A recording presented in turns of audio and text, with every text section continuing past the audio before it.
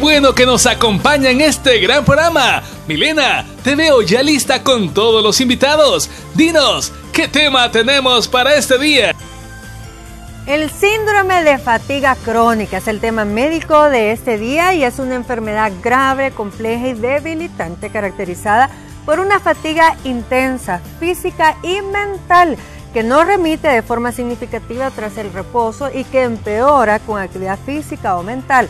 La aparición de la enfermedad obliga a reducir sustancialmente las actividades y esa reducción de actividades se produce en todas las actividades de la vida diaria. Ya con nosotros están nuestros especialistas, el psiquiatra, el doctor Rodolfo Hueso. Bienvenido, doctor. También nuestro pediatra, el doctor Ángel Duarte. Bienvenido, doctor. Y el doctor Juan Carlos Ramírez, otorrinolaringólogo. Excelente, bienvenidos. Bueno, como es algo bien global, es decir, la fatiga también es mental, viene de un cansancio acumulado. Podemos estar también como ese síndrome de que como quemados también. No sé, yo creo que el término es un poco fuerte, es un poco profundo y obedece a múltiples circunstancias, un diagnóstico acertado. Hay que hacer diagnósticos diferenciales y si tenemos que hablar de un síndrome o síntomas físicos y emocionales que se ponen en conjunto para dar ciertas sintomatologías. Pero es que es un desgane, doctor, que como es físico, pero también es mental. Me imagino yo que lo físico se lleva al área emocional, no ganas de hacer absolutamente nada. Totalmente. Es que el problema es que no se ha logrado determinar una causa específica, no tenemos un tratamiento como tal. Pero debido a que es multifactorial, lo importante es precisamente esto, tratar de evaluar todas y cada una de las posibilidades para llevar al paciente a buen puerto. Por ejemplo, como tú sabes, mi enfoque siempre ha sido desde el punto de vista alternativo, ¿verdad? Entonces, tratamos de, por medio de diferentes exámenes, evaluar la función general del cuerpo, englobándolo y no segmentándolo, porque ese creería yo que sería parte del problema en este tipo de fatigas, que es realmente desgastante, porque, por ejemplo, con los otorrinos llega la gente, porque uno de los síntomas más frecuentes es el dolor de garganta y la inflamación de los ganglios del cuello. Y la gente asume que esa fatiga tan intensa que antes ellos podían hacer un ejercicio de rutina para ellos y ahora les representa una fatiga intensa que les dura todo el día. Uno revisa la garganta, no encuentra nada, los ganglios sí realmente puede uno encontrarlos ligeramente aumentados de volumen y por eso se ha tratado de, al igual que a veces se puede encontrar un poquito el vaso, se ha tratado de relacionarlo con ciertos virus, pero en realidad eso no se ha demostrado. Por lo tanto, creo que el enfoque global del paciente como tal, incluyendo la parte psiquiátrica, la parte emocional, sería lo más adecuado. ¿Los niños pueden presentar este síndrome? Sí, y es una cosa muy frecuente. Yo creo que hay dos grandes causas. Una está muy relacionada con la manera en que vivimos. Vivimos en un mundo de constante actividad, donde estamos corriendo para un lado, para otro, y nuestros hijos están en la misma rutina. Es común que los padres inscriban a sus hijos en clases de música, clases de algún deporte, además les dejan tareas exageradas en las escuelas, en fin, tienen su día llenísimo de actividades y eso obviamente causa un desgaste profundo en estos niños. Pero además de esto, sí hay evidencia de la relación de el síndrome de fatiga crónica con infección por el virus del Epstein-Barr, por ejemplo, con la mononucleosis y con enfermedades virales como el dengue, el Zika. Siempre después de esas enfermedades vemos que los niños y que aún los adultos tienen un bajón en todos sus sistemas, tanto las defensas como sus habilidades físicas y mentales se ven disminuidas, ¿verdad?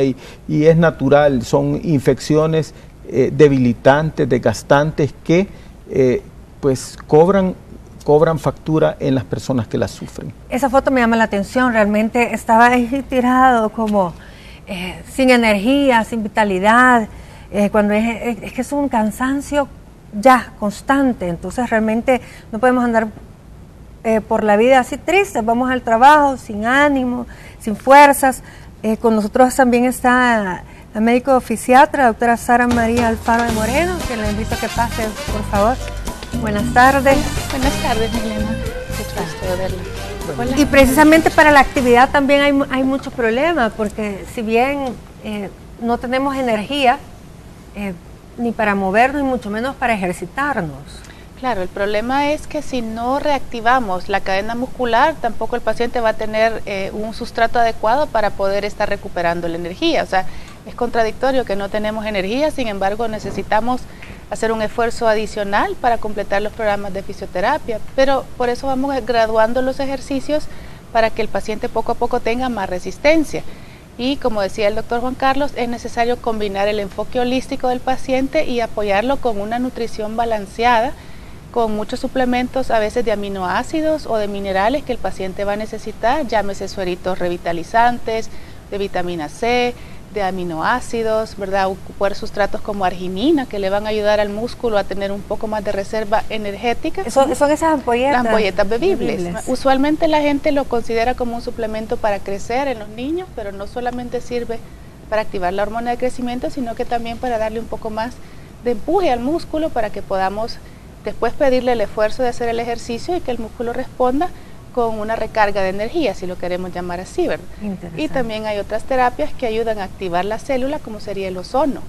El ozono es un gran elemento, es oxígeno, como una molécula de 3 oxígenos que le va a ayudar a reactivar esas mitocondrias celulares para que el paciente vuelva a tener nuevamente suficiente energía. Sí, porque lo curioso es que se desconoce la causa, aunque sin embargo pueden ser enfermedades que han dejado algunas secuelas en nosotros, pero las causas son desconocidas, entonces tiene que hacer un abordaje total, porque puede ser que también estemos en un periodo de la vida donde quizás las relaciones no han funcionado, hay cambios en la vida también de este paciente, entonces no tiene ganas de hacer nada.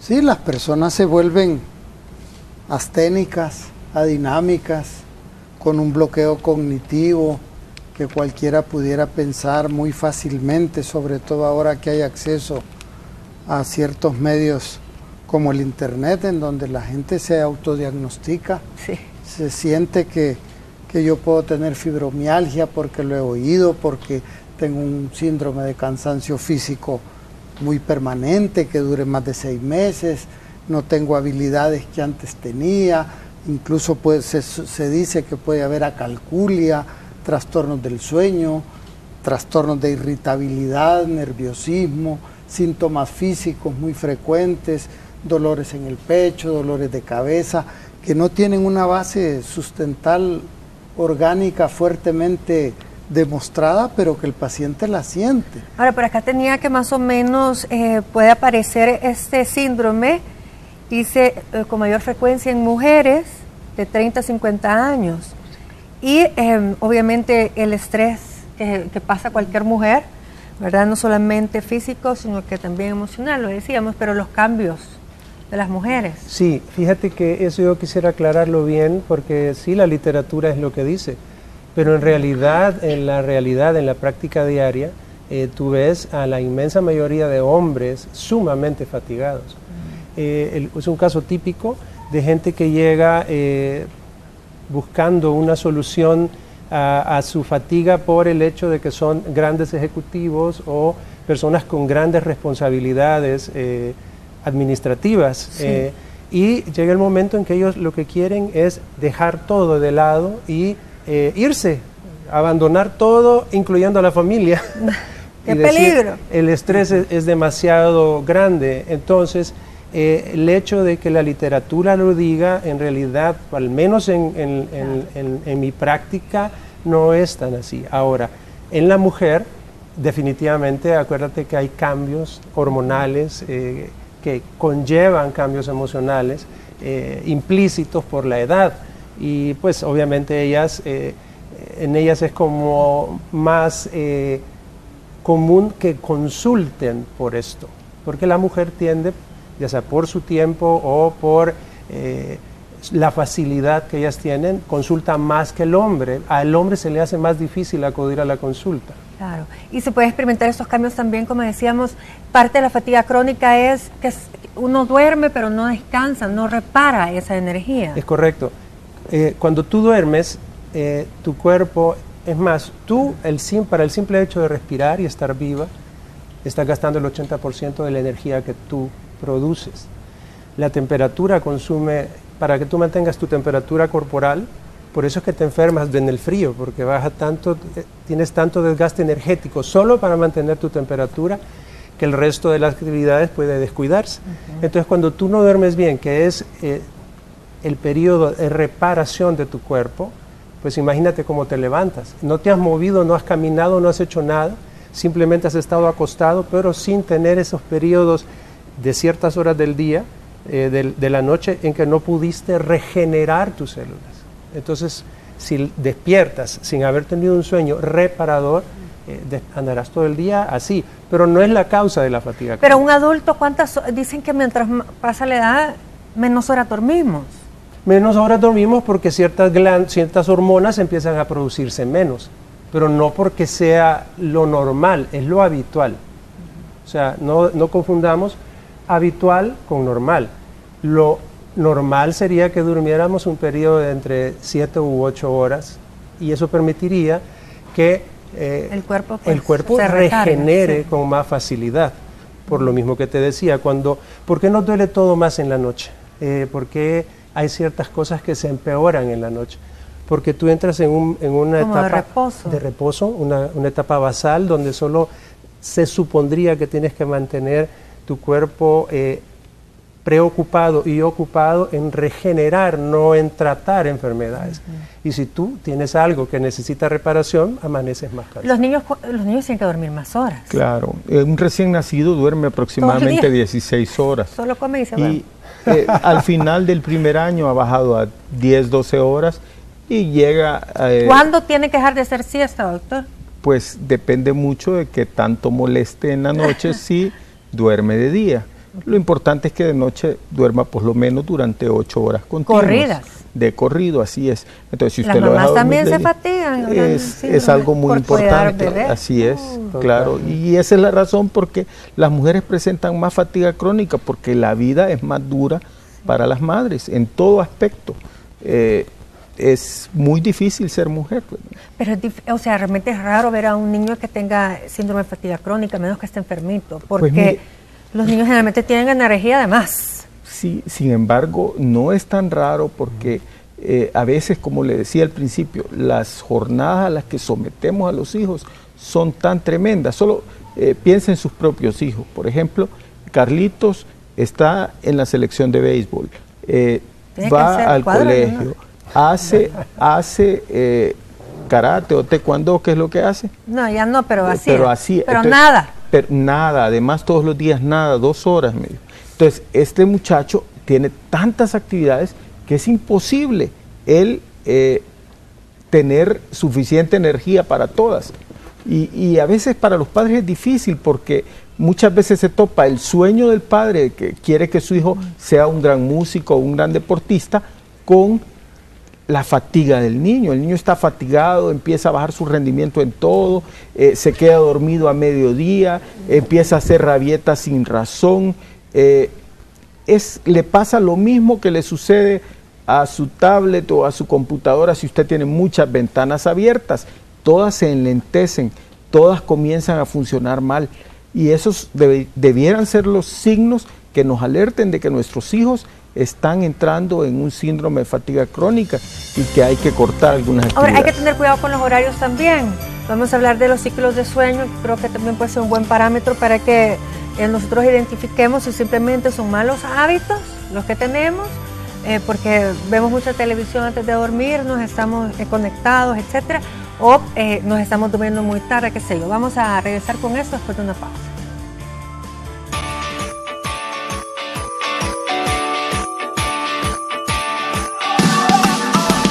algunos de los criterios. Por ejemplo, que la persona haya tenido fatiga crónica intensa durante 6 meses consecutivos o más, ¿verdad? Y que no se deba a un esfuerzo como anormal, de un ciclo pues, un poco elevado de trabajo, o qué sé yo, que de repente uno tiene en la vida, hay ciclos que uno tiene con más actividades. Entonces esto se debería descargar.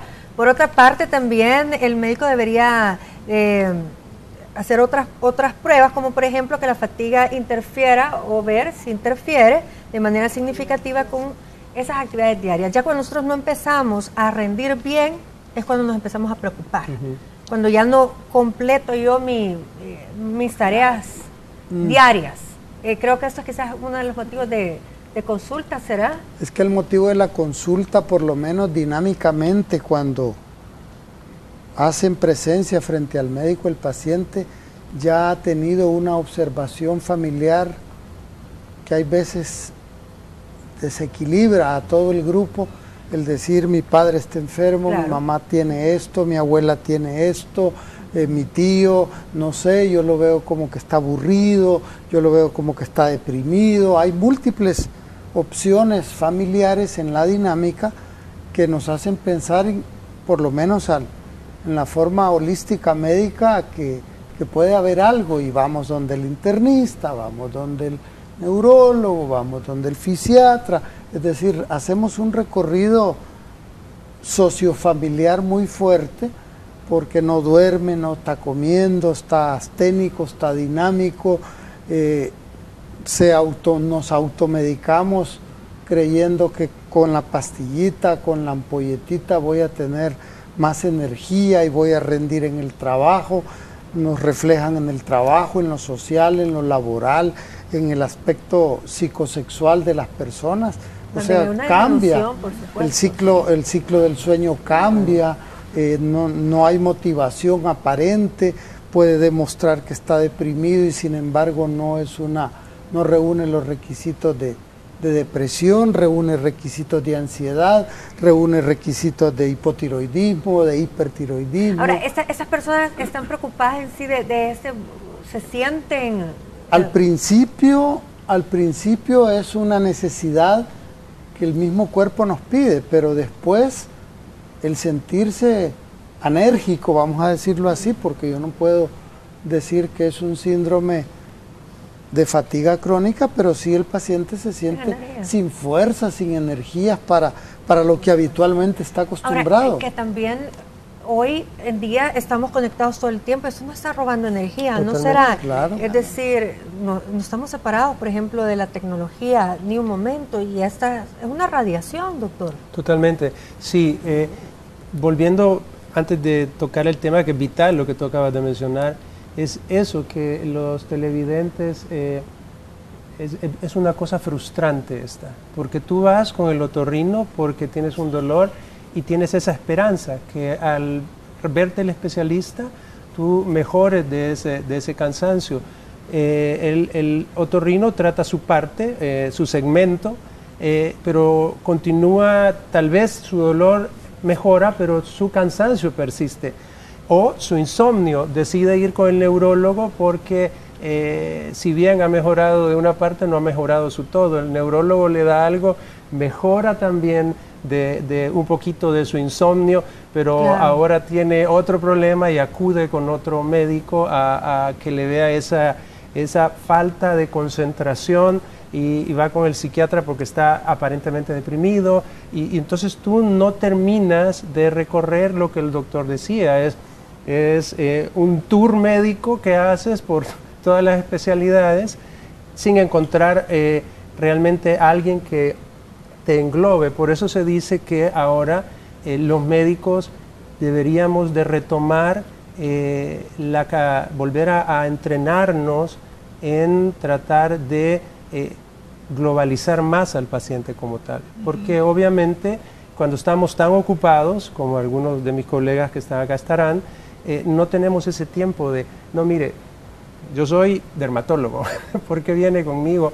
Y muchas veces el problema realmente es de tipo emocional. Entonces esto es igual, es un poco frustrante, y deberíamos de tratar de empezar porque hemos perdido, mientras más especializados somos, hemos perdido la capacidad de ver al paciente más integralmente. Y es lógico, y la especialidad es necesaria, pero dentro de nuestra especialidad también tenemos que tratar de globalizar cuando el caso lo requiere, que no son todos los casos. Hay algunos casos en que tenemos que quitarnos la gabacha de especialista y ponernos la gabacha de médico general. Con respecto a lo para poder detectar si hay otros síntomas. Por supuesto, porque si tú quieres, yo quiero quitar un síndrome de fatiga crónica a mi paciente solo porque tiene la garganta inflamada y tanto... O dolor de cabeza y puede... irme con el crea neurólogo. Que sea sinusitis o la sí, vista. Sí, correcto. Y con lo que tú decías, actualmente no solo la energía que emana el aparato, sino el tiempo que te consume y lo que estás viendo, que también es fatigante. Si yo, por ejemplo, es un adulto adicto a la pornografía, que pasa horas viendo eso, no solo es el hecho del tiempo y la energía que me roba el aparato por el simple circuito que él tiene, la emanación de campos electromagnéticos, sino que mi desgaste emocional al estar observando eso. Entonces estoy totalmente de acuerdo contigo. Y esto también, bueno, y los niños ya no quieren jugar con juguetes, solo aparatos electrónicos. Exacto, y la verdad es que esto causa que aún los tiempos que normalmente el cerebro reposaba, porque usted sale a jugar, su cuerpo se ejercita, y bien decían los griegos, mente sana en cuerpo sano. Su cuerpo se ejercita y su mente se sana. Pero, ¿qué es lo que juegan hoy los jovencitos? Sí, juegan fútbol, juegan FIFA 2016, ¿verdad? Y lo que está jugando no es su cuerpo, es su mente, ¿verdad? Es su mente y la coordinación ojo-mano. Eso es desgastante y ese es un continuo desgaste físico, emocional, mental el que tienen estos muchachos. La fatiga crónica en pediatría es más frecuente en adolescentes. Es difícil. Pero ¿sabes que lo difícil de detectar? Porque a ellos les duelen las articulaciones, Así los músculos porque están creciendo. Es normal que sientan dolores de crecimiento, aunque generalmente eso disminuye muchísimo después de los 16 años.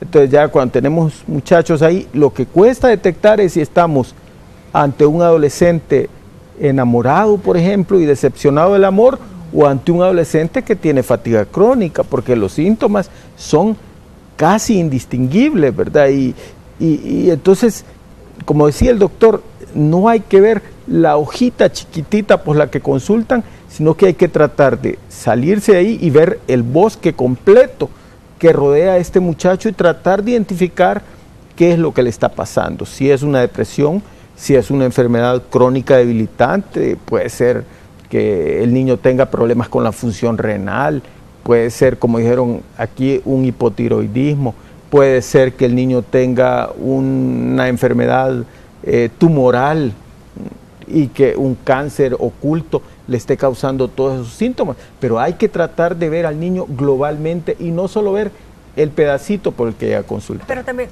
el cuerpo a veces duele como reacción a una fuerza, a un ejercicio, pero que no se haya hecho nada y que aún así te sientas que te duele. Después de un sobreesfuerzo es común que el paciente presente algún tipo de espasmo y que tenga dolor, y uno lo maneja puntualmente, ¿verdad? O sea, manejamos el evento con terapias, masajes, diferentes tipos de aparatos, y el cuadro desaparece en un corto tiempo.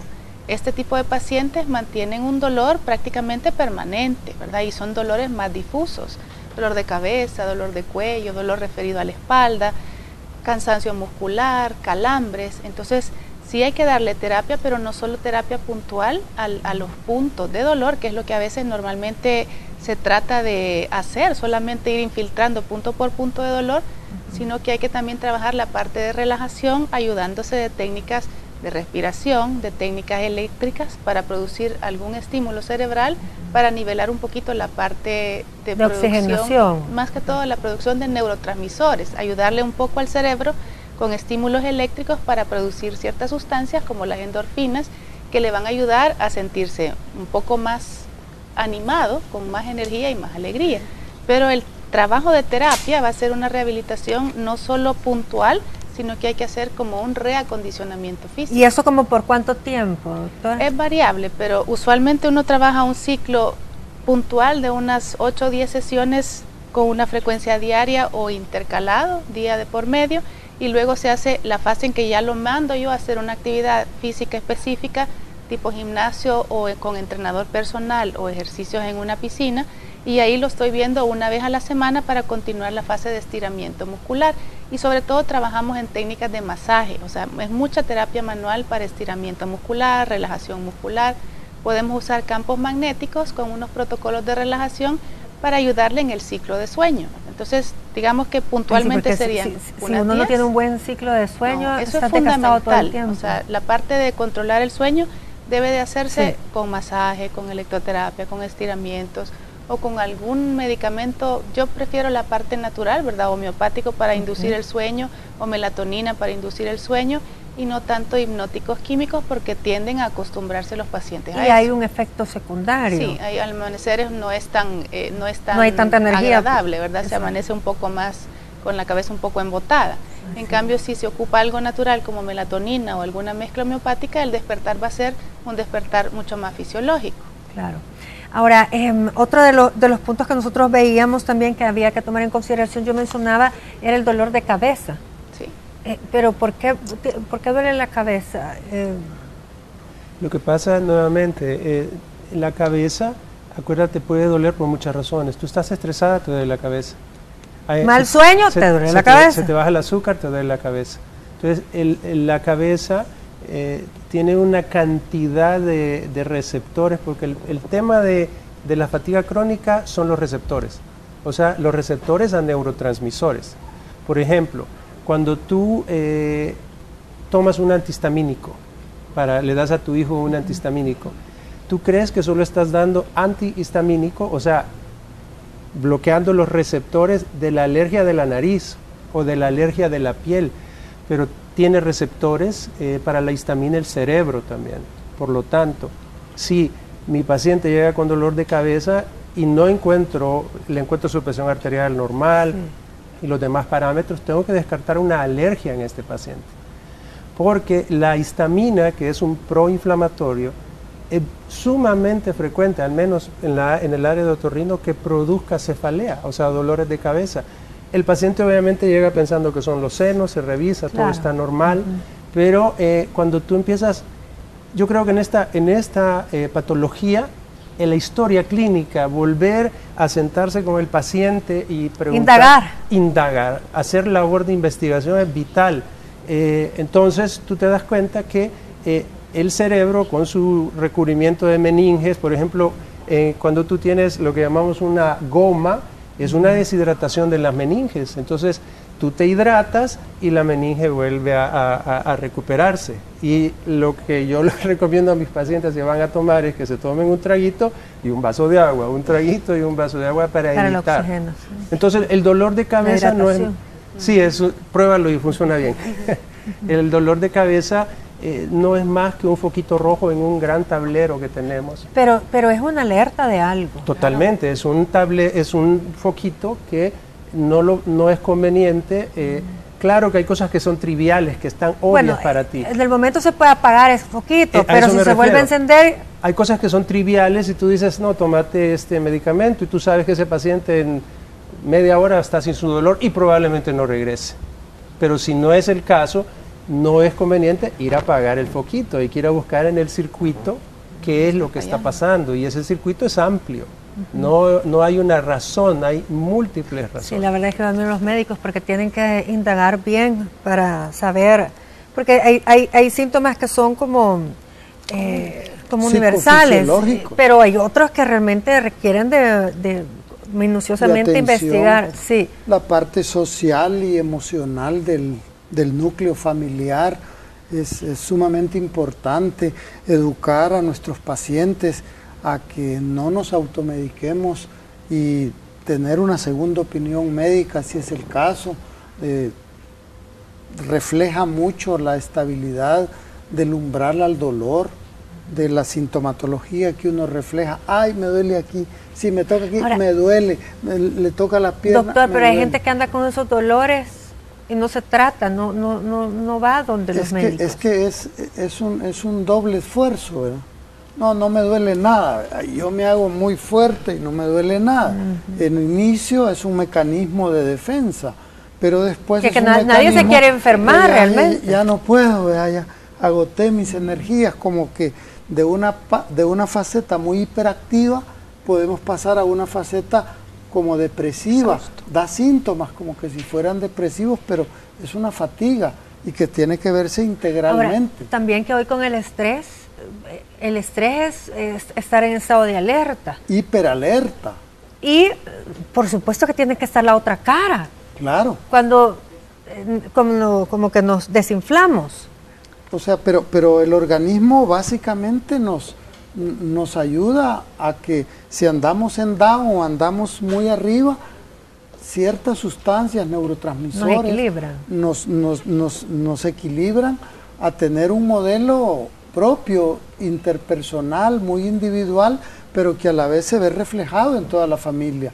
Si yo ando muy agresivo, muy violento, ando muy hiperactivo, me duele la cabeza, ando irritable, me enojo con mi compañero, se enoja con los de trabajo, en el hogar, en la familia, dicen, no, fulanito anda un poquito estresado, lo percibimos así, nos autoperciben hasta que nosotros decimos, sí, yo me siento quizás irritable, no sé, me siento así, hablan diferente, la facies de su expresión corporal es distinta a que alguien que tenga un dolor básico en el hombro, un dolor de colitis. Ese es estrés, la colitis, la gastritis, la gastrocolitis, bueno, incluye tanto la parte emocional y física que puede incluso cualquiera de nosotros como médicos llegar a sospechar diferentes patologías que muchas veces las vemos y no las percibimos, ¿verdad? Claro. Y la dinámica del paciente y de la familia, que todos demandan a mi papá, hágale algo, démele aquí, démele allá. No, mire, yo preferiría, yo lo he visto, hay muchas opciones en esta enfermedad de fatiga crónica. La Organización Mundial de la Salud la tiene bien identificada, o sea que no hay que perderse mucho, hay que tener una integralidad con todos los colegas en todas sus diferentes especialidades para poder darle un apoyo integral al paciente y decirle a nuestra familia, a nuestro paciente, no se automedique, consulte lo que vale más que querer decir que voy a tomar agüita tibia serenada y que voy a tomar una pastillita de un color o una B12, un neurotropo, indiscutiblemente que sirve, pero si no llegamos, como decía el doctor, a la etiología, es bien difícil. Yo creo que es de psicoeducación también hacia el paciente y al familiar, incluso de los fármacos. Claro, bueno, muy buena recomendación. Nos vamos a un corte, regreso con la conclusión del tema médico de hoy.